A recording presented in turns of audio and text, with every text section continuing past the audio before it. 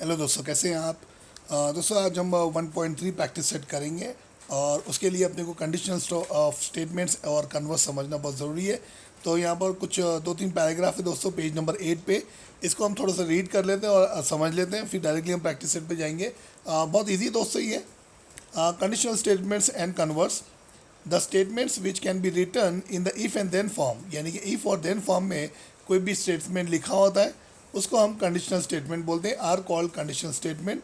The part of the statements following if is called antecedent.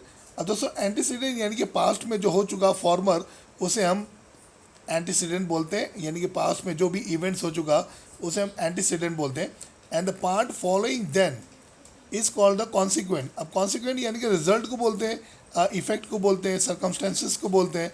Okay, for example consider statement, एक statement दिया हुआ है यहाँ पर एग्जाम्पल के तौर पर, the diagonals of rhombus are perpendicular bisector of each other. अब यहाँ पर ये स्टेटमेंट है को इफ और देन फॉर्म में कैसे लिखा हुआ है। The statement can be written in the conditional form as if the given quadrilateral. अब रोम्बस क्या है, क्वाड्रिलैटरल है, क्वाड ही है, इनके 4 साइड्स होते हैं। Okay, is a rhombus then its diagonal are perpendicular bisector of each other, यानी कि इफ और देन फॉर्म में अपने को ये स्टेटमेंट को लिखना है। If the antecedent and the consequence in the given conditional statements are interchange, जब वो इंटरचेंज हो जाता है यानी कि अदला बदली हो जाता है, वो स्टेटमेंट्स को हम लोग क्या बोलते हैं, कन्वर्स बोलते हैं। अब कन्वर्स क्या होता है दोस्तों, रिवर्स होता है, यानी कि इंटरचेंज को हम कोई भी दो वैल्यू को या दो कॉन्स्टिट्यूंट्स को हम इंटरचेंज करते हैं, उसको हम कन्वर्स बोलते हैं। So if a conditional statement is true, it's converse is not necessarily true. तो इस तरह से यहाँ पर कुछ एग्जाम्पल्स दिए हुए दोस्तों, तो ये एग्जाम्पल्स तो आप अच्छे से इसको समझ सकते हैं। ओके, चलिए हम प्रैक्टिस सेट के क्वेश्चन देखते हैं कि इनको कैसे हम सॉल्व करेंगे। ओके, बहुत इजी दोस्तों, ऑलरेडी मैंने क्वेश्चन लिख के रखा हूँ।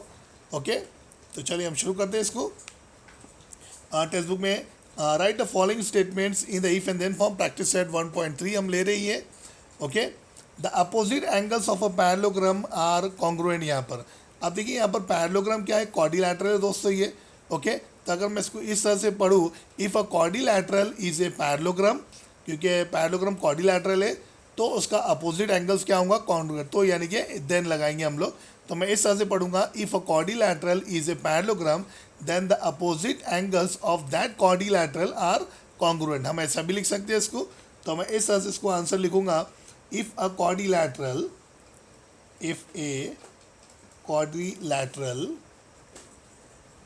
पैरेललोग्राम क्वाड्रिलैटरल है, तो if a quadrilateral is a parallelogram, okay, rectangle होगा, स्क्वायर होगा, रोम्बस होगा, पैरेललोग्राम होगा, सब में आपको क्वाड्रिलैटरल यूज़ करना है। If a quadrilateral is a parallelogram, तो देन, अब देन में क्या लिखेंगे, ये the opposite angles of that quadrilateral, अगर नहीं भी लिखेंगे ऑफ दैट क्वाड्रिलैटरल तो भी चलेगा। If then opposite angles are congruent, ऐसा भी लिख सकते हैं आप। तो मैं ऐसे लिखूंगा, देन, ओके, ऑलरेडी लिखे हमने, then opposite angles, then opposite angles, okay, of that quadrilateral, of that quadrilateral, okay, are congruent. तो इस तरह से दोस्तों ये आंसर को लिखना अपने को बहुत इजी है ये। Okay, of that quadrilateral is option में, अगर आप नहीं भी लिखेंगे तो भी चलेगा, ठीक है।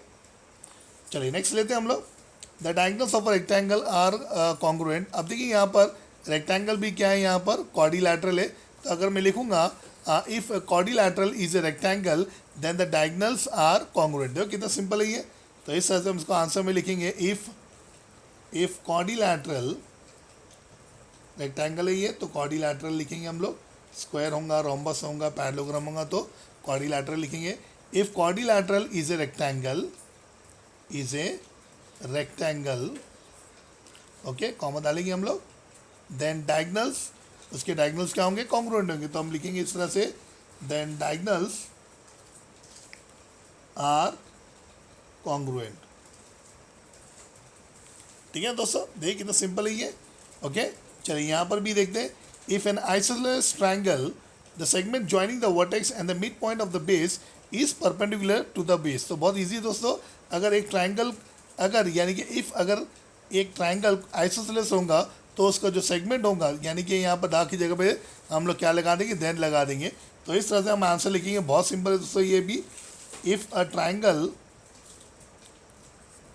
Is an isosceles, okay, is an isosceles, then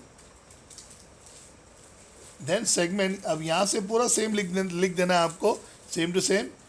then segment joining, then the segment joining vertex, same to same लिख रहे हैं हम लोग, वर्टेक्स ऑफ अ ट्राइंगल, या ऐसा भी लिख सकते हैं, vertex of a triangle and mid point, and midpoint of the base is perpendicular to the base, is perpendicular to the base। देखिए बाकी का स्टेटमेंट पूरा वैसे के वैसे ही लिखना है आपको, ओके। तो इस तरह से हम ये फर्स्ट क्वेश्चन 3 क्वेश्चन जो है अपने 3 बिट, ये इस तरह से हम इसको कंप्लीट करेंगे, ठीक है। चले रिवर्सिंग पे आते हैं, इंटरचेंज कैसे करेंगे वैल्यू को कन्वर्स में जब हम आएंगे। तो write converse of the following statement, अब यहाँ पर दिया हुआ है the alternate angles form by 2 parallel lines and the transversal are congruent. तो हम इस तरह से लिख सकते हैं, इफ़ अल्टरनेट एंगल्स, अब ये फॉर्म हुआ तो हम इसको मेड कर देंगे, made by 2 lines, okay, made by 2 lines and its transversal, okay, are congruent, then the lines are parallel. इस तरह से हम लिखेंगे इंटरचेंज करके वैल्यू को। तो मैं इस तरह से लिखूंगा, if alternate angles made, okay, कैसे हुआ वो, फॉर्म हुआ यानी कि मेड हुआ वो, made by 2 lines, made by 2 lines, और क्या उसके साथ में ट्रांसवर्सल भी है, एंड इट्स ट्रांसवर्सल, ऐसा लिखेंगे हम, एंड इट्स ट्रांसवर्सल क्या थे वो, आर कॉन्ग्रुएंट, तो अब देन लगाना होगा। तो देन यानी कि क्या है वो, लाइन से वो, so then the lines are parallel. तो इस तरह से हम इसको इंटरचेंज करके कन्वर्स में हम लिखेंगे, ठीक है। चलिए नेक्स्ट लेते।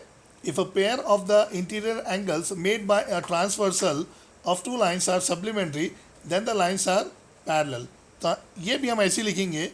अब देखिए यहाँ पर पेयर ऑफ टू लाइन्स है यहाँ पर, तो हम इस तरह से लिखेंगे, इफ़ 2 पैरेलल लाइन्स, अब देखिए ये ट्रांसवर्सल है और यहाँ पर ये इंटीरियर भी आ रहा है, तो यानी कि ये इंटरसेक्ट हो रहा है ये। तो इस तरह से हम इसको लिख सकते हैं, if 2 parallel lines, okay, are intersected हो रहा है वो, तो हम लिखेंगे are intersected by a transversal, okay, by a transversal, then, okay, तो हम इस तरह से लिखेंगे, देन द इंटीरियर एंगल्स, इस तरह से लिखेंगे, then the interior angles, okay, then the interior angles, यहाँ पे फॉर्म हो रहा है वो, तो हम इस तरह से लिखेंगे,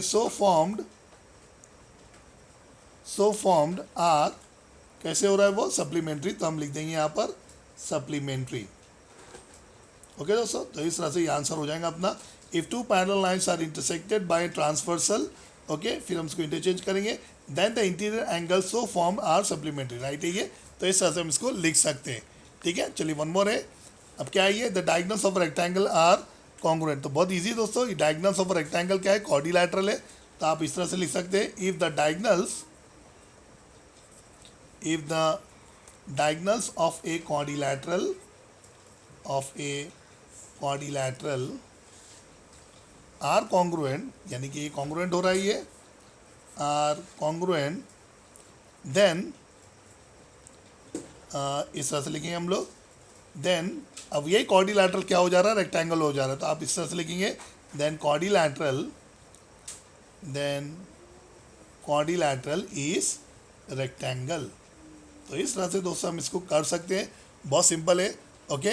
तो आप इसको देखिए, अच्छे से समझिए, कुछ भी नहीं समझ में आया मुझे कमेंट करके बताइए दोस्तों।